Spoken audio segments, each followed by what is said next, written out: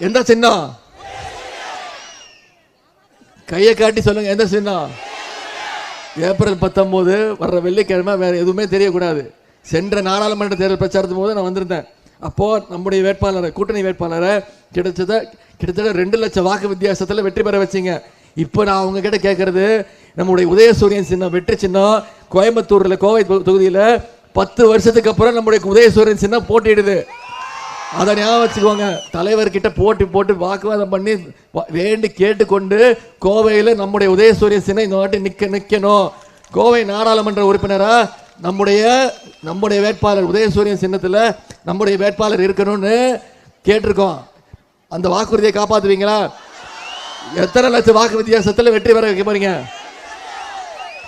5 லட்சம் நீ சொல்லிட்டு போயிடுவ. குறைஞ்சது 4 லட்சம் வாக்கு வித்தியாசத்தில் அண்ணன் கணபதி ராஜ்குமார் அவர்களை நீங்க வெற்றி பெற வைக்கணும். செய்வீங்களா? இப்போ நம்முடைய 3 வருஷத்துல இந்த சிங்காநல்லூர் தொகுதியில, சட்டமன்ற தொகுதியில் நீங்க வெற்றி வாய்ப்பை இழந்துட்டோம்.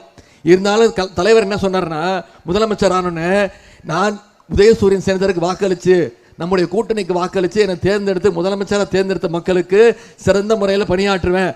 இருந்தாலும் வாக்களிக்காதவங்களும் பொறாமப்படுற அளவுக்கு, ஐயோ நான் உதயசூரியன் சின்னத்தில் வாக்களிக்கலையே பொறாமப்படுற அளவுக்கு என்னுடைய முதலமைச்சர் பணிகள் இருக்குன்னு தலைவர் சொன்னார். அந்த வகையில் இந்த சிங்காநல்லூர் தொகுதியில் இந்த 3 வருஷத்தில் நம்ம ஆற்றிருக்கக்கூடிய பணிகளை மட்டும் உங்களுக்கு நினைவுபடுத்த விரும்புகிறேன். சிங்காநல்லூர் வெள்ளலூர் நொய்யல் ஆற்று பாலம் சுமார் 5 கோடி ரூபாய் மதிப்பீட்டில் கட்டப்பட்டு பயன்பாட்டில் உள்ளது. சிங்காநல்லூரில் தமிழ்நாடு வீட்டு வசதி வாரிய அடுக்குமாடி குடியிருப்பில் பழுதடைந்த 1000 வீடுகளை புதியதாக கட்டும் பணிகள் தொடங்கப்பட்டுள்ளது. சிங்காநல்லூர் சந்திப்பு உயர்மட்ட மேம்பாலம் ரூபாய் 141 கோடி ரூபாய் மதிப்பீட்டில் கட்டப்பட்டு இப்பொழுது மக்கள் பயன்பாட்டில் உள்ளது. இப்பொழுது இங்கே நான் நின்று கொண்டு பேசிக் கொண்டிருக்கக்கூடிய இந்த இடம் முதல்ல ஒரு கழிவுநீர் குட்டையாக இருந்தது.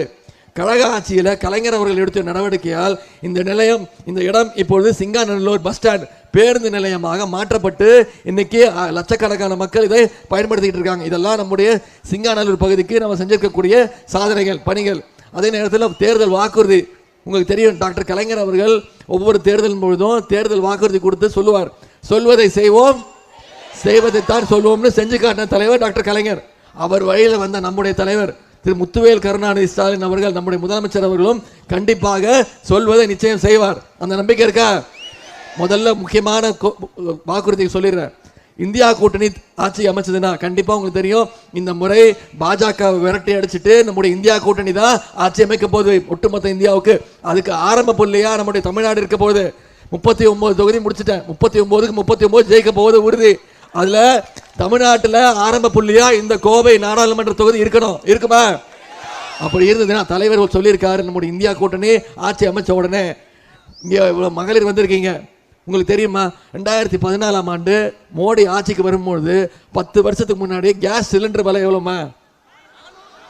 400 ரூபா இருந்துச்சம்மா. இப்போ கேஸ் சிலிண்டர் விலை எவ்வளோ? ஏத்துனது யாரு?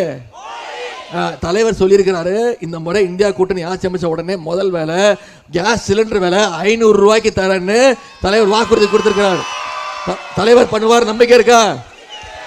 அதே மாதிரி பெட்ரோல் விலை 1 லிட்டர் பெட்ரோல் 75 ரூபாய்க்கு கொடுக்குறேன்னு தலைவர் சொல்லியிருக்கிறாரு. செய்வார், நம்பிக்கை இருக்கா? 1 லிட்டர் டீசல் விலை 65 ரூபாய்க்கு 1 லிட்டர் டீசல்னு தலைவர் வாக்குறுதி கொடுத்திருக்காரு. செய்வார், நம்பிக்கை இருக்கா? அதே மாதிரி கோயம்புத்தூர் நாடாளுமன்றத்துக்கான வாக்குறுதிகள். கோவையில் என்னோட துறை விளையாட்டுத்துறையின் சார்பாக தனியாரோடு சேர்ந்து கோவையில் முதன்முறையாக ஒரு இன்டர்நேஷனல் லெவல் கிரிக்கெட் ஸ்டேடியம் அமைக்கப்படும். நான் தான் அமைச்சர். நான் திருப்பி வந்தா நீங்க கேள்வி கேட்கலாம். நிச்சயமா செஞ்சு கொடுப்போம். முதலமைச்சர் உத்தரவிட்டிருக்கிறார். கோவையில் பன்னாட்டு கிரிக்கெட் ஸ்டேடியம் அமைக்கப்படும் விரைவில். செம்மொழி பூங்கா கட்டுமான பணிகள் விரைந்து முடிக்கப்பட்டு பயன்பாட்டிற்கு கொண்டு வரப்படும். கலைஞர் நூற்றாண்டு நூலகம் ஏற்கனவே மதுரையில் திறந்தோம். இப்போ கலைஞர் நூற்றாண்டு நூலகம் கோவையில் கட்டி முடிக்கப்படும். சாய்பாபா காலனி உயர்மட்ட மேம்பால பணிகள் 55 கோடி மதிப்பீட்டில் விரைவில் தொடங்க உள்ளது. மாநகர் முழுவதும் பாதாள சாக்கடை திட்ட பணிகள் விரைந்து முடிக்கப்படும். நவம்பர் 24 அன்று கோவை தினம் மற்றும் கோவை விழா அரசு ஆதரவுடன் விமர்சையாக கொண்டாடப்படும். கோவை மாநகரத்துடைய அனைத்து முக்கிய பகுதிகளையும் இணைக்கின்ற வகையில் புதிய ரயில் நிலையங்கள் அமைக்கப்படும். தொழிற்சாலை பயன்பாட்டிற்காக நகராட்சி கழிவுநீரை சுத்திகரிக்க TTRO பிளான்ட் கழிவுநீர் சுத்திகரிப்பு நிலையம் அமைக்கப்படும். கோவையில் புதிய IISc மற்றும் புதிய IIM தொடங்குவதற்கான முயற்சிகள் மேற்கொள்ளப்படும். ஸ்டார்ட் அப் தமிழ்நாட்டின் கீழ் கோவையில் புதிய புத்தொழில் ஹப் தொடங்கப்படும். நகருக்குள் வாடகை கட்டிடங்களில் இருக்கக்கூடிய குறுந்தொழில்களுக்கு புதிய தொழில் பூங்காவில் கடை வாய்ப்புகள் அமைத்து கொடுக்கப்படும். உலோக வார்ப்பு தொழிலுக்கான மனிதவள திறன் மேம்பாட்டு மையம் நிறுவப்படும். நகை தொழில் புத்துயிர் பெறுவதற்கு புதிய சிட்கோ பூங்கா அமைக்கப்படும். பல்லாயிரக்கணக்கான பேருக்கு வேலை வாய்ப்பை உருவாக்கி தரப்படும். அதே போல அறிவியல் மேதை திரு GD நாயுடு பெயரில் அறிவியல் ஆய்வு மையம் அமைத்து தரப்படும். இதெல்லாம் தலைவர் அவர்கள் கொடுத்திருக்கக்கூடிய தேர்தல் வாக்குறுதிகள். செய்வார் நம்பிக்கை இருக்கா? ஏன் உங்களுக்கு அந்த நம்பிக்கை வந்துச்சு? எதை வச்சு சொல்றீங்க தலைவர் செய்வார்னு?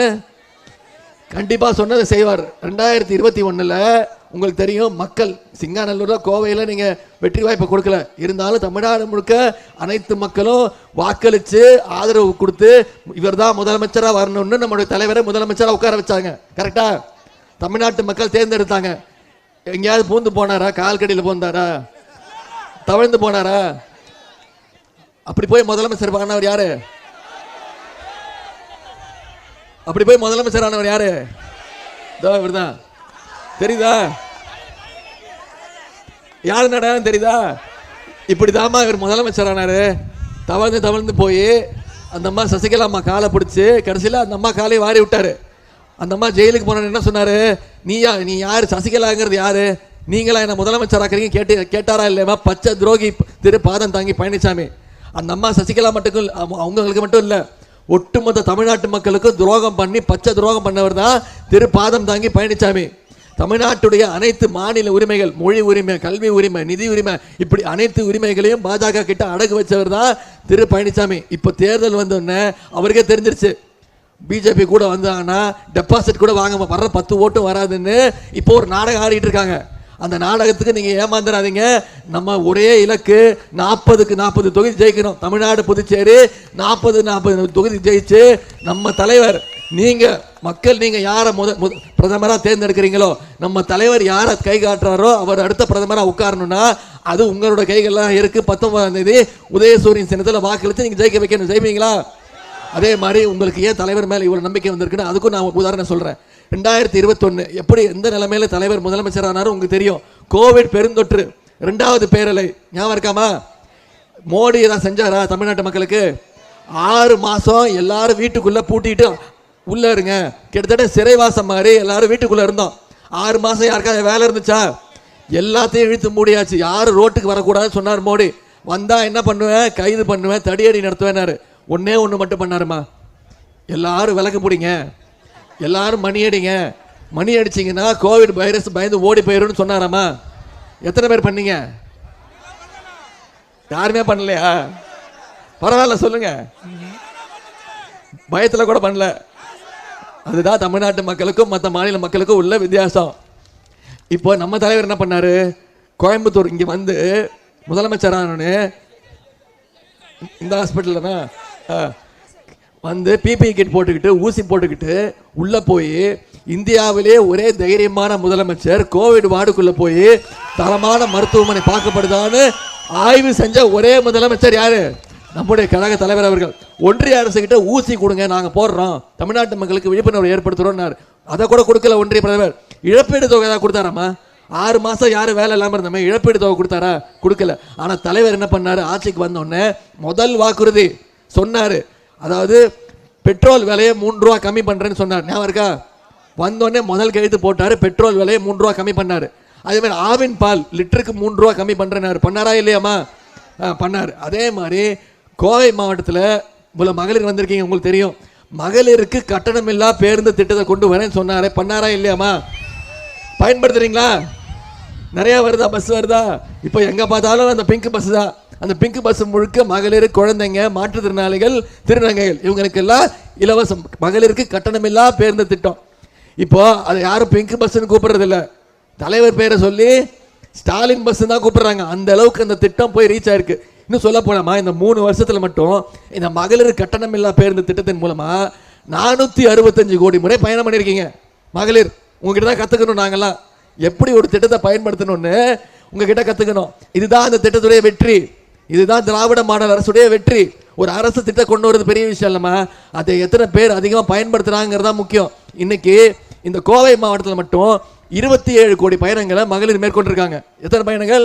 27 கோடி பயணங்கள், 27 கோடி முறை பயணம் பண்ணியிருக்கீங்க. இதன் மூலம் மகளிர் ஒவ்வொருத்தரும் மாதம் 900 ரூபா வரைக்கும் சேமிக்க செய்யுது. அதே மாதிரி புதுமை பெண் ஒரு திட்டமா, பெண்கள் வீட்டை விட்டு வெளில வரணும், பெண்கள் படிக்கணும், கல்லூரிக்கு போகணும். பள்ளிக்கூடத்துக்கு போனால் பத்தாது, பள்ளிக்கூட படிப்பு முடிச்சுட்டு கல்லூரிக்கு போகணும்னு புதுமை பெண் ஒரு திட்டம். அரசு பள்ளியில் படித்து கல்லூரிக்கு போய் படிக்க போனீங்கன்னா, அது தனியார் கல்லூரியாக இருந்தாலும் சரி, பிரைவேட் காலேஜாக இருந்தாலும் சரி, அரசு கல்லூரியாக இருந்தாலும் சரி, அவங்களுக்கு மாதம் மாதம் கல்வி ஊக்கத்தொகையாக 1000 ரூபா வழங்கப்படுது. இது வரைக்கும் வருஷம் 3 லட்சம் மாணவிகள் இந்த திட்டத்தின் மூலம் பயன்பெறாங்க. இந்த கோவை மாவட்டத்தில் மட்டும் ஒவ்வொரு மாதமும் 14,000 மாணவிகள் புதுமை பெண் திட்டத்தின் மூலம் பயன்பெறாங்க. அடுத்தது மிக மிக முக்கியமான திட்டமா, இந்தியாவிலேயே தமிழ்நாடு முதலமைச்சர், நம்ம முதலமைச்சர் தான் முதல்ல தமிழ்நாடு தான் இந்த திட்டத்தை அறிமுகப்படுத்தணும். அதுதான் முதலமைச்சருடைய காலை உணவு திட்டம். காலையில் பசங்களை நீங்கள் வெறும் வயதில் அமைச்சிருவீங்க பள்ளிக்கூடத்துக்கு, மதிய உணவு திட்டத்தில் சாப்பிட்டுக்கோன்னு. ஆனால் கவலையாகவே இருப்பீங்க, பையன் போனான்னு, பசி மயக்கத்தில் இருப்பானு, சாப்பிட்டானா, தூங்குனானா, படித்தானான்னு. அதை போக்குறதுக்காக தலைவர் கொண்டு வந்த திட்டம் தான், இந்தியாவிலே முறை கொண்டு வந்த திட்டம் தான் முதலமைச்சருடைய காலை உணவு திட்டம். தினம் தினம் அரசு பள்ளி 31,000 அரசு பள்ளிகளில் 1ஆம் வகுப்புலேருந்து 5ஆம் வகுப்பு வரை படிக்கக்கூடிய குழந்தைங்க நீங்கள் பள்ளிக்கூடத்துக்கு அனுப்பிச்சா போதும். காலையில் அவங்க வந்தோடனே அவங்களுக்கு தரமான காலை உணவு கொடுத்து தரமான கல்வியை கொடுக்கறது தான் நம்முடைய திராவிட மாடல் அரசு. அதாவது ஒரு நாளும் 18 லட்சம் குழந்தைங்க இதில் பயன்பெறாங்க. இப்போ இந்த திட்டத்தை கர்நாடகா மாநிலத்தில் விரிவுபடுத்தியிருக்காங்க. இதுக்கு பேர் தான் திராவிட மாடல் அரசு. மற்ற மாநிலங்களுக்கு எடுத்துக்காட்டாக இருக்கும்ல, மற்ற மாநிலங்கள் நம்ம திட்டங்களை விரிவுபடுத்துறாங்கல்ல, இதுக்கு பேர் தான் திராவிட மாடல் அரசு. இப்போ நம்முடைய முதலமைச்சர் காலை உணவு திட்டத்தில் கோவை மாவட்டத்தில் மட்டும் தினந்தோறும் கிட்டத்தட்ட 80,000 குழந்தைங்க இந்த திட்டத்தின் மூலம் பயன்பெறாங்க, காலை உணவு திட்டத்தில் பயன்பெறாங்க. கடைசியாக ஒரு திட்டம் நீங்கள்லாம் எதிர்பார்த்துட்டு திட்டம், மகளிர் இவ்வளோ பேர் வந்திருக்கீங்கன்னா ஏன் தெரியும் கேட்க வந்திருக்கீங்க, அந்த கலைஞர் மகளிர் உரிமை தொகை திட்டம். கரெக்டா 15ஆம் தேதி வந்துருச்சா? சென்ற தேர்தல் பொழுது தலைவர் வாக்குறுதி கொடுத்தார், தகுதியுள்ள இல்லத்தரசிகளுக்கு மாதம் 1000 ரூபாய் கொடுப்பேன் அப்படின்னு. கொடுத்தாரா இல்லையாமா? கடும் நிதி நெருக்கடி, சில பேருக்கு வரலமா, வந்தவங்கெல்லாம் கை தூக்குங்க. இத்தனை பேர் வந்திருக்கு, கிட்டத்தட்ட 90% அந்த திட்டத்தில் விண்ணப்பிச்சவங்க 1,60,00,000 பேர். அதை வெரிஃபிகேஷன் பண்ணி சரிபார்க்கப்பட்டு பேன் கார்டு, ஆதார் கார்டெல்லாம் பார்க்கப்பட்டு இப்போ ஒரு மாதமும் செப்டம்பர் மாதத்துலேருந்து இந்த மாதம் வரைக்கும் 15ஆம் தேதி ஆனால் டான்னு 1,18,00,000 மகளிருக்கு மாதம் 1000 ரூபா போயிட்டு இருக்கு கலைஞர் மகளிர் உரிமை தொகை. நான் இப்போ வாக்குறுதி கொடுக்குறேன், இன்னும் ஒரு 5 மாதங்களில் அது சரி செய்யப்பட்டு முதலமைச்சருடைய பார்வைக்கு எடுத்து செல்லப்பட்டு கண்டிப்பாக அனைத்து தகுதியுள்ள இல்லத்தரசிகளுக்கும் மாதந்தோறும் 1000 ரூபா கலைஞர் மகளிர் உரிமை தொகை கண்டிப்பாக வழங்கப்படும். 1,18,00,000 மகளிருக்கு கொடுத்த தலைவருக்கு, முதலமைச்சருக்கு இன்னொரு 40 லட்சம் மகளிர் கொடுக்க மனசு வராதா? கண்டிப்பாக நம்ம தலைவர் கொடுப்பார். இந்த கோவை மாவட்டத்தில் மட்டும் மாதம் 5 லட்சம் மகளிருக்கு கலைஞர் மகளிர் உரிமை தொகை மாதம் 1000 ரூபா கொடுத்துக்கிட்டு இருக்கோம். இப்போ ஒரு பக்கம் நான் நம்மளுடைய திட்டங்கள், நம்ம ஆட்சிக்கு தலைவர் என்னென்ன சாதனைகள் பண்ணியிருக்காங்க, என்னென்ன வாக்குறுதிகள் கொடுத்துருக்கோம் நான் சொல்லியிருக்கேன். இன்னொரு பக்கம் ஒரு மனுஷன் இந்தியாவை ஆண்டுட்டு இருக்காரு, 10 வருஷமா இந்தியாவை ஆண்டுட்டு இருக்காரு. யாரு? தமிழ்நாட்டுக்கு ஏதாவது செஞ்சிருக்காரா? தமிழ்நாட்டுக்கு ஏதாவது பண்ணாரா? கோவிட் வரும்போது எட்டி பார்த்தாரா? ஒரு ஆறுதலாக சொன்னாரா? சென்னையில் மிக்ஜாம் புயல் வந்துச்சு, 4 நாள் சென்னை மூழ்கிடுச்சு. முதலமைச்சர் உட்பட அனைவரும் களத்தில் நின்று மக்கள் பணியாற்றணும், பார்த்தாரா? தூத்துக்குடி மாவட்டம், திருநெல்வேலி மாவட்டம் 10 நாள் மழை பெஞ்சதுமா, கிட்டத்தட்ட 2 மாவட்டம் மூழ்கி போயிடுச்சு. 25,000 கோடி ரூபாய் இழப்பீடு. நம்முடைய தலைவர் 2,500 கோடி ரூபாய் வரி பணத்தில் தமிழ்நாட்டு மக்கள் மன்றத்தில் அந்த 2 மாவட்டத்திற்கும் இழப்பீடு தொகை கொடுத்தாரு. ஒன்றிய அரசு கிட்ட கேட்டுக்கிட்டு இருக்கோம், பேரிடர் நிதி கொடுங்க, மக்களுக்கு கொடுக்கணும்னு. இது வரைக்கும் ஒரு பைசா கூட கொடுக்கல. நம்மளுடைய நிதி உரிமையை பறிச்சுட்டாரு. இனிமே உங்ககிட்ட நான் கேட்டுக்கொள்வதெல்லாம், அவர் இனிமே பேரை சொல்லி கூப்பிடாதீங்க. அவர் இனிமே தெரியுதாமா என்னன்னு, எவ்வளவு இது? இனிமே அவரை நீங்க என்னன்னு கூப்பிடணும். யாராவது பாஜக காரன் வந்தாங்கன்னா கேளுங்க, எப்படி இருக்காரு உங்க 29 பைசான்னு கேளுங்க, அவனுக்கே தெரியும். ஏன் சொல்றேன்னு சொல்லிடுறோமா, நம்ம தமிழ்நாட்டிலேருந்து ஒவ்வொருத்தரும் ஜிஎஸ்டி வரி கட்டுறோம், கூட்ஸ் அண்ட் சர்வீஸ் டேக்ஸ் கட்டுறோம். சரியா? நாம் 1 ரூபா கொடுத்தா ஒன்றிய அரசோட வேலை அதை பகிர்ந்து நமக்கு திருப்பி கொடுக்கணும், அந்த 1 ரூபா திருப்பி கொடுக்கணும். ஆனால் ஒன்றிய அரசு என்ன பண்ணுதுன்னா, நம்ம தமிழ்நாட்டிலேருந்து கட்டுறோம்ல, ஒவ்வொருத்தரும் கட்டுறோம்ல, 1 ரூபா வரி கட்டுறோம்ல, நமக்கு திருப்பி எவ்வளோ தெரியுமா தராங்க?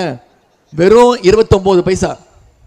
நாம் கொடுக்கறது 1 ரூபா ஒன்றிய அரசுக்கு, ஆனால் பிரதமர் நமக்கு திருப்பி கொடுக்கறது, ஒன்றிய அரசு திருப்பி கொடுக்கறது எவ்வளோமா? 29 பைசா. உத்தரப்பிரதேச மாநிலம் தெரியுமாமா? ஊபி. அதோட முதலமைச்சர் பெயர் திரு யோகி ஆதித்யநாத். அந்த மாநில மக்களும் ஜிஎஸ்டி வரி கட்டுறாங்க, ₹1 கட்டுறாங்க. அந்த மாநில மக்கள் பாஜக ஆளுகின்ற மாநிலம். அந்த மாநில மக்களுக்கு ஒன்றிய அரசு திருப்பி எவ்வளவு தம்மா தராங்க? ₹1க்கு ₹3. உத்தரப்பிரதேச மக்கள் ₹1 கொடுத்தா நமக்கு எவ்வளவுமா? பீகார் மாநிலம் தெரியுமா? பீகார் மாநிலத்தோட முதலமைச்சர் பேர் நிதிஷ்குமார். பாஜக ஆளுகின்ற மாநிலம். அந்த மாநில மக்களும் ₹1 ஜிஎஸ்டி கட்டுறாங்க, வரி கட்டுறாங்க. ஒன்றிய அரசு பீகார் மாநில மக்களுக்கு திருப்பி எவ்வளவு தராங்க தெரியுமா? ₹7. பீகார் மாநில மக்களுக்கு ₹1 கொடுத்தா திருப்பி எவ்வளோ? ₹7. உத்தரப்பிரதேசத்துக்கு ₹1 கொடுத்தா ₹3. தமிழ்நாட்டு மக்களுக்கு நமக்கு நீங்க கேட்கணுமா வேணாமா? எவன் அப்பன் வீட்டு காசை எடுத்து எவன் அப்பன் வீட்டுக்கு யார் கொடுக்கறது நம்ம கேட்கணுமா வேணாமா?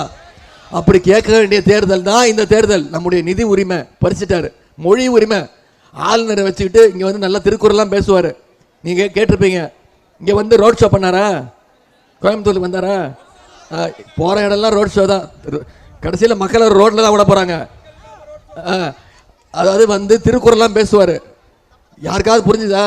திருவள்ளுவர் மட்டும் இப்போ உயிரோடு இருந்தா என்ன நினைச்சிருப்பாரு பார்த்துக்கோங்க. மொழி உரிமையை பறிச்சுட்டாங்கம்மா. அதாவது இங்க ஆளுநர் ஒருத்தர் இருக்காரு.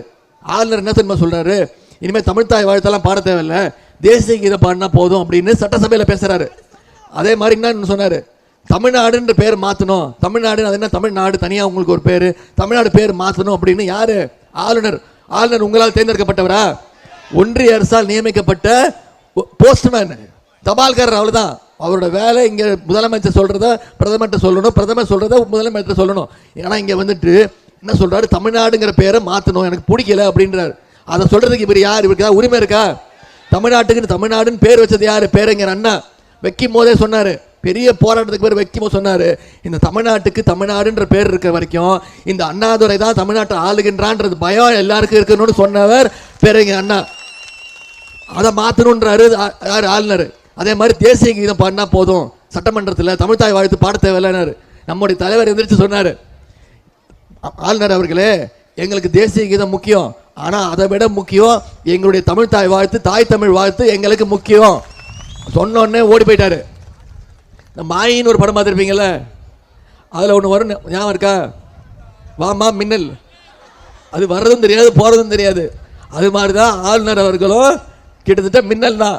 அவர் எப்போ சட்டமன்றத்துக்குள்ளே வராரு, எப்போ போகிறாருன்னு யாருக்குமே தெரியாது. இப்படி நம்முடைய மொழி உரிமை, நிதி உரிமை, கல்வி உரிமைமா நீட் தேர்வை கொண்டு வந்து, அதாவது அவங்க என்ன சொல்லுவாங்கன்னா, கொண்டு வந்தது காங்கிரஸ் ஆட்சி, கூட்டணி இருந்தது திமுகன்னு பொய் சொல்லுவாங்கம்மா. ஆனால் என்ன தெரியுமா? 2010 நீட் தேர்வு வந்துருச்சு, இந்தியா முழுக்க வந்துருச்சு. தமிழ்நாட்டுக்குள்ளே வந்துதா? ஏன்னா அப்போ முதலமைச்சராக இருந்தவர் கலைஞர். தமிழ்நாட்டுக்கு நீட் தேர்வு தேவையில்லை, நுழைவு தேர்வு தேவையில்லை, பொது தேர்வு போதும், அந்த மதிப்பெண்ணை வச்சு நான் கவுன்சிலிங் முறையில் சீட்டு கொடுக்குறேன்னு ஏழை எளிய மாணவர்களை மருத்துவராக்குனது டாக்டர் கலைஞரோட ஆட்சியில் நம்ம தான் பண்ணோம். 12ஆம் வகுப்பு மதிப்பெண் போதும்னு சொன்னோம். இன்னும் சொல்லப்போனால் தமிழ்நாட்டு இந்தியாவுடைய மெடிக்கல் ஹப்னா தமிழ்நாடு தான். உலக புகழ்பெற்ற மருத்துவர்கள், உலக புகழ்பெற்ற மருத்துவமனைகள் இருக்கிறது தமிழ்நாட்டில் தான். அப்போல்லாம் அவங்களாம் நீட் தேர்வு எழுத படித்தாங்க. இப்போ வரைக்கும் 22 குழந்தை. இன்னும் சொல்லப்போனால் மறைந்த முதலமைச்சர் ஜெயலலிதா அம்மையார் இருந்த வரைக்கும் தமிழ்நாட்டுக்குள்ள நீட் தேர்வு அந்த அம்மா அனுமதிக்கவே இல்லை. அந்த அம்மா இறந்த பிறகு இந்த அடிமை கூட்டம் இந்த நீட் தேர்வு உள்ள நுழைச்சு இப்போ வரைக்கும் 22 குழந்தைங்க தற்கொலை பண்ணியிருக்காங்கம்மா. அரியலூர் மாவட்டத்தில் அனிதாவில் ஆரம்பித்து போன வருஷம் சென்னையை சேர்ந்த ஜெகதீசன் இறந்துட்டான். இப்போ நீட் தேர்வு எழுதணும்னா கோச்சிங் கிளாஸ்க்கு போகணும், கோச்சிங் கிளாஸ்க்கு லட்சமாக செலவு பண்ணணும். அந்த பையன் இறந்து, ஜெகதீசன் இறந்து அடுத்த நாள் அவங்க அப்பாவும் தற்கொலை பண்ணிக்கிட்டாரு. அவங்க அப்பா பேர் செல்வசேகர். எழுதி வச்சுட்டு தற்கொலை பண்ணிக்கிட்டாரு. எனக்கு இருந்தது ஒரே பையன், டாக்டர் அவனை ஆசைப்பட்டான், நீட் கோச்சிங் அனுப்புறதுக்கு என்கிட்ட பணம் இல்லை, அதனால நான் தற்கொலை பண்ணிக்கிறேன்னு ஒரு குடும்பத்தையே எழுந்திருக்கிறோம் நீட் தேர்வுக்கு. அப்படிப்பட்ட நீட் தேர்வு நமக்கு தேவையா? திரு மோடி அவர்கள் நீட் தேர்வு கண்டிப்பாக வேணுன்றாரு. நம்ம தலைவர் தேர்தல் அறிக்கையில் சொல்லியிருக்காரு, கண்டிப்பாக இந்தியா கூட்டணி ஆட்சி அமைச்சதுன்னா தமிழ்நாட்டிலிருந்து நீட் தேர்வு விலக்கு அளிக்கப்படும் சொல்லியிருக்காரு. அது மட்டும் இல்லை, காங்கிரஸ் உடைய தேர்தல் அறிக்கையில இருக்கு. சகோதரர் ராகுல் காந்தி அவர்கள் 2 நாளுக்கு முன்னே திருநெல்வேலியில் வந்து சொல்லிட்டு போயிருக்கார். தேர்தல் பிரச்சாரத்தில் மக்கள்கிட்ட வாக்குறுதி கொடுத்திருக்கிறார். கண்டிப்பா தமிழ்நாட்டில் காங்கிரஸ் பேர் இயக்கம் நம்முடைய இந்தியா கூட்டணி ஆட்சி அமைச்சதுன்னா, பிஜேபி ஆட்சியை ஒழிச்சோன்னா, ஓட விட்டோம்னா நிச்சயம் தமிழ்நாட்டில இருந்து நீட் தேர்வு விலக்கு அளிக்கப்படும் சகோதரர் ராகுல் காந்தி அவர்கள் உறுதி அளித்திருக்கிறாங்க. இதெல்லாம் நடக்கணும்னா ஸ்வீட் வாங்கிட்டு போனாரா? ஸ்வீட் வாங்கி போய் கொடுத்து எல்லாத்தையும் காலி பண்ணிட்டாரு. பிஜேபி இல்ல பிஜேபி நடத்துற பிரச்சாரம் பொய் பிரச்சாரம் அனைத்தையும் நம்முடைய ராகுல் காந்தியும் தலைவர் அவர்களும் இந்த கோயம்புத்தூர் கூட்டத்தில் காலி பண்ணிட்டாரு. இந்தியா நம்ம தலைவருக்கு வெறும் 29 பைசா தான் கொடுக்குறாங்க நிதி உரிமை. அதை வச்சுக்கிட்டே தலைவர் அவர்கள் இவ்வளவு வாக்குறுதிகளையும் இவ்வளவு பணிகளையும் தேர்தல் வாக்குறுதிகளையும் திட்டங்களையும் பண்றாரு. நீங்க யோசிச்சு பாருங்க, ஒரு நல்ல பிரதமர், தமிழ்நாட்டு மக்கள் உங்களை மதிக்கக்கூடிய ஒரு நல்ல பிரதமர், தமிழ்நாட்டு உரிமைகளை மதிக்கக்கூடிய ஒரு நல்ல பிரதமர் அமைஞ்சாருன்னா தலைவர் அவர்கள் இன்னும் நிதியை பெற்று இன்னும் பல திட்டங்களை செய்வாரா மாட்டாரா? அதை மட்டும் யோசிச்சு பாருங்க. இப்போ மோடி இப்போ கடந்த 20 நாளா தமிழ்நாட்டை சுற்றி வந்துட்டு இருக்காரு. ஏன் வேற எப்பயாவது வந்திருக்காரா? எதுக்கும் வரமாட்டாரு. தமிழ்நாடு பக்கம் எட்டி பார்க்கவே மாட்டாரு. தேர்தல் மட்டும் நாடகம் ஆடுவார். அவர் ஆடின நாடகத்தில் ஒரு நாடகம் தான் 2019 ஆண்டு தேர்தல் நடந்துச்சு. ஞாபகம் இருக்கா? 39 தொகுதி ஜெயிச்சோம். அப்போ ஒரு நாடகம் ஆடினாரு. ஒன்றிய அரசும் 29 பைசாவும் இந்த பாதம் தாங்கி பழனிசாமி என்ன பண்ணாங்கன்னா, மதுரைக்கு நாங்கள் எய்ம்ஸ் மருத்துவமனை கொண்டு வர போகிறோம் அப்படின்னு சொல்லி ஒரே ஒரு செங்கலை மட்டும் நட்டு வச்சுட்டு போயிட்டாங்கம்மா. கட்டி முடிச்சுட்டோன்னு சொல்லிட்டாங்க, மருத்துவமனையை கட்டி முடிச்சாச்சுட்டாங்க. நான் 2 வருஷம் முன்னாடி போயிருந்தேன். பெரிய காம்பவுண்ட் வால்லாம் இருந்துச்சு. சரி திறந்து காட்டுங்க உள்ள என்ன இருக்குன்னு போய் பார்த்தா, வடிவேல் ஒரு படத்தை சொல்லுவார்ல, கிணத்த காணும்னு சொல்லுவார்ல, அது மாதிரிமா மருத்துவமனையை காணும். இருந்தது ஒரே ஒரு செங்கல்மா, இந்த செங்கல் தான் இருந்தது, ஒரே ஒரு செங்கலை வச்சுட்டு போயிட்டானுங்க. இப்போ வச்சது ஒரு செங்கல், அந்த செங்கல் நான் பிடிக்கிட்டு வந்துட்டேன். இப்போ செங்கலை காணும்னு தேடிட்டு இருக்காங்க. நான் சொல்லிட்டேன், நீங்கள் மருத்துவமனையை கட்டி முடிக்கிற வரைக்கும் நாங்கள் இந்த செங்கலை திருப்பி தரமாட்டோம். இதில் என்ன கொடுமை, நம்ம 2019 ஜனவரி 27 அடிக்கல் நாட்டப்பட்டது. இது வரைக்கும் 1 பைசா ஒதுக்கலை. ஆனால் பாஜக ஆளுகின்ற 6 மாநிலங்களில் இந்த 5 வருஷத்தில் மட்டும் 6 எய்ம்ஸ் மருத்துவமனையை கட்டி கொடுத்துருக்குறாங்க. ஆனால் தமிழ்நாட்டுக்கு 1 பைசா கூட கொடுக்கல. ஆனால் நம்முடைய தலைவர் என்ன பண்ணார், தேர்தல் பிரச்சாரத்தில் ஒரு வாக்குறுதி கொடுத்தார். சென்னையில் 360 கோடி ரூபாய் மதிப்பீட்டில் ஒரு சூப்பர் ஸ்பெஷாலிட்டி ஹாஸ்பிட்டல், 1000 படுக்கை வசதி கொண்ட சூப்பர் ஸ்பெஷாலிட்டி ஹாஸ்பிட்டல் கட்டுவேன்னாரு. அதை சொன்ன மாதிரியே கலைஞர் நூற்றாண்டு சூப்பர் ஸ்பெஷாலிட்டி ஹாஸ்பிட்டலை 1 வருஷம் இல்லை 10 மாசத்தில் கட்டி முடிச்சு இன்னைக்கு சென்னை சைதாப்பேட்டையில் மக்கள் அதை பயன்படுத்திட்டு இருக்கிறாங்க. இதுதான் திராவிட மாடல் அரசுக்கும் 29 காசு மாடல் அரசுக்குமான வித்தியாசம். இப்போ உங்க கையில் இருக்கு. கோயம்புத்தூரில் ஜெயிக்கணும்னா நீங்க அது குறைஞ்சது நீங்க சொல்லியிருக்கீங்க, வாக்குறுதி கொடுத்துருக்கீங்க, 3 லட்சம் வாக்கு வித்தியாசம் சொல்லியிருக்கீங்க. ஞாபகம் இருக்கா? ஜெயிக்க வச்சிருவீங்களா? நிச்சயம் ஜெயிக்க வச்சிருவீங்களா? இன்னும் கிட்டத்தட்ட ஒரு 8 மணி நேரம் தான் இருக்கு பிரச்சாரத்துக்கு. இந்த அடுத்த 8 மணி நேரம் மிக மிக முக்கியமான நேரம். அதாவது கலைஞர் சொல்லுவாருமா, ஒரு பேட்டியில் பத்திரிகையாளர் கேட்டார், உங்களை என்னன்னு கூப்பிட்டா உங்களுக்கு பிடிக்கும், என்ன பட்ட பெயர் வச்சா கூப்பிட்டா பிடிக்கும், முதலமைச்சர்னு சொன்னா பிடிக்குமா, கலைஞர்னு சொன்னா பிடிக்குமா, இலக்கியவாதின்னு சொன்னா பிடிக்குமா, என்ன சொன்னா பிடிக்கும்னு கலைஞர் சொன்னாரு. நான் இப்போ இருந்தாலும் உயிரோடு இருக்கிற வரைக்கும் சரி, இறந்து போனாலும் சரி, என்ன ஒரு மானமிகு சுயமரியாதைக்காரன்னு கூப்பிடுங்க அப்படின்னு சொன்னாருமா. என்ன சொன்னாரு? மானமிகு சுயமரியாதைக்காரன்னு கூப்பிடுங்கன்னாரு. அது அவர் மட்டும் சொல்லிக்கல, ஒட்டுமொத்த தமிழ்நாட்டு மக்களுக்கும் சேர்த்து சொன்னது தான் அது. இந்த தேர்தல், இந்த போர் இருக்குல்ல, இது 2 பேருக்கு நடுவிலான போர். தமிழ்நாட்டு மக்கள் மானமிகு சுயமரியாதைக்காரர்கள் உங்களுக்கும், இரக்கமற்ற ஒரு சர்வாதிகாரி யாரு? 29 பைசா பேர்லாம் சொல்லாதீங்க. நம்ம தமிழ்நாட்டு மக்கள் மானமிகு சுயமரியாதைக்காரர்கள் உங்களுக்கும், ஒரு இரக்கமற்ற சர்வாதிகாரி 29 பைசாவுக்கும் நடக்கிற ஒரு போர். இதுல இந்தியா கூட்டணி ஜெயிக்கணும்னா அதுக்கு ஆரம்ப புள்ளியா நம்முடைய தமிழ்நாடு இருக்கும். கண்டிப்பா நிச்சயம். போன முறை 39 தொகுதியில் ஜெயிச்சோம். 40க்கு தமிழ்நாடு புதுச்சேரி, 40ல் 39 ஜெயிச்சோம். இந்த முறை 40க்கு 40 ஜெயிச்சு நம்முடைய கலைஞருடைய பிறந்த நாள் ஜூன் 3ஆம் தேதி, 4ஆம் தேதி வாக்கு எண்ணிக்கை. நம்முடைய கலைஞருக்கு இருந்த பெருமைலாம் உங்களுக்கு தெரியும். அதாவது தான் போட்டியிட்ட அனைத்து தேர்தலையும் வெற்றி பெற்ற உலக வரலாற்றிலே ஒரே தலைவர். 12 முறை தேர்தலில் போட்டியிட்டு 12 முறையும் தேர்தலில் வெற்றி பெற்ற ஒரே தலைவர், உலகத்திலே ஒரே தலைவர். இன்னொன்று சொல்லட்டுமா, தான் வாழ்நாள் முழுக்க பல போராட்டங்கள் நடத்தி எல்லா போராட்டத்திலையும் வெற்றி பெற்று அவர் இறந்த பிறகு ஒரு போராட்டம் நடத்தி அந்த போராட்டத்தில் ஜெயிச்ச ஒரே தலைவர் டாக்டர் கலைஞர் அவர்கள். அவருக்கு நாம செய்யக்கூடிய ஒண்ணே ஒன்று தான், அவருக்கு நம்ம கொடுக்கக்கூடிய ஒரே பரிசு, அன்பு பரிசு, ஆத்மார்த்தமான பரிசு. இந்த 40க்கு 40 தொகுதி ஜெயிச்சு நம்முடைய முத்தமிழர் கலைஞருடைய காலடியில் அந்த வெற்றி வைக்கணும். வைப்பீங்களா? திரு 29 பைசா தொடர்ந்து பேசிட்டு வர்றாரு, சொல்லிட்டு வர்றாரு. என்ன தெரியுமா சொல்றாரு? திமுக தலைவருக்கு தூக்கம் போயிடுச்சு, தமிழ்நாடு முதலமைச்சர் தூக்கம் போயிடுச்சு, திமுக காரன் யாரும் தூங்க மாட்டேங்கிறாங்க, எல்லாருக்கும் தூக்கம் போயிடுச்சு. ஆமா, தூக்கம் போயிடுச்சு. நாங்கள் உங்களை வீட்டுக்கு அனுப்புகிற வரைக்கும் 29 காசை பார்சல் பண்ணி வீட்டுக்கு அனுப்புகிற வரைக்கும் திமுக காரனும் எங்கள் தலைவர் தூங்க மாட்டாங்க. உங்களை வீட்டுக்கு அனுப்பிச்சாதான் நாங்கள் நிம்மதியாக இங்கே தூங்க முடியும். அதை மனசில் வச்சுக்கிட்டு 19ஆம் தேதி வாக்குச்சாவடிக்கு போய் 19ஆம் தேதி 3வது இடம், வாக்குப்பெட்டியில் 3வது இடம், 4ஆம் தேதி வாக்கு எண்ணிக்கை, அதில் முதல் இடத்துக்கு வரணும். செய்வீங்களா? நிச்சயம் பண்ணுவீங்களா? உங்களை எல்லாம் அன்போடு கேட்கிறேன், பண்போடு கேட்கிறேன், பாசத்தோடு கேட்கிறேன், உரிமையோடு கேட்கிறேன், உங்கள் வீட்டு பிள்ளையாக இருந்து கேட்கிறேன், தலைவருடைய மகனாக இருந்து கேட்கிறேன், இன்னும் பெருமையாக பொறிப்பாக சொல்லணும்னா முத்தமிழங்க டாக்டர் கலைஞருடைய பேரனாக இருந்து கேட்கிறேன். ஆதரிப்பீர். உதயசூரியன், உதயசூரியன் உங்களுடைய வேட்பாளரை வெற்றி பெற வைங்க. கண்டிப்பாக உங்களுடைய குரலாக பாராளுமன்றத்தில் ஒலிப்பார் என்று கூறிக்கொண்டு வாய்ப்புக்கு நன்றி கூறி விடைபெறுகிறேன். நன்றி, வணக்கம்.